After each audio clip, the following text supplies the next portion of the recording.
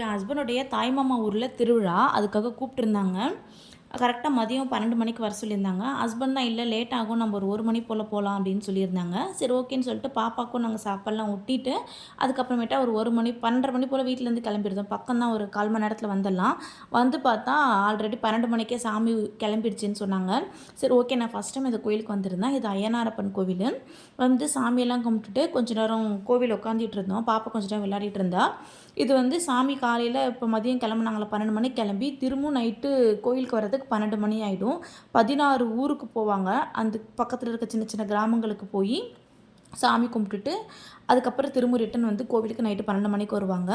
நிறைய பேர் நடந்தே போவாங்க, ரொம்ப தூரம். நாங்கள் போகிற வழியில் தான் இருந்தது.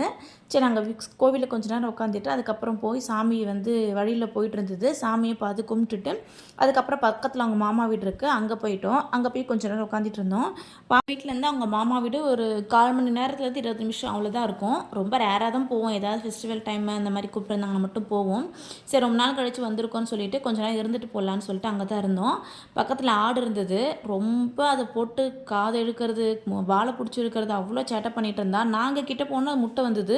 ஆனால் பாப்பா விளையாடும் போது எதுவுமே பண்ணல. அது பாட்டுக்கு சைலண்ட்டாக பாவமாக இருந்தது. கொஞ்சம் நேரம் பாப்பாவை விளையாட விட்டுட்டு அப்புறம் அங்கேயே சாப்பிட்டுட்டு அதுக்கப்புறம் ஈவினிங் போல் தான் கிளம்பியிருந்தோம். உங்களுக்கு இந்த வீடியோ பிடிச்சதா லைக் பண்ணுங்கள், சப்ஸ்கிரைப் பண்ணுங்கள். நெக்ஸ்ட் வீடியோவில் பார்க்கலாம். பாய்.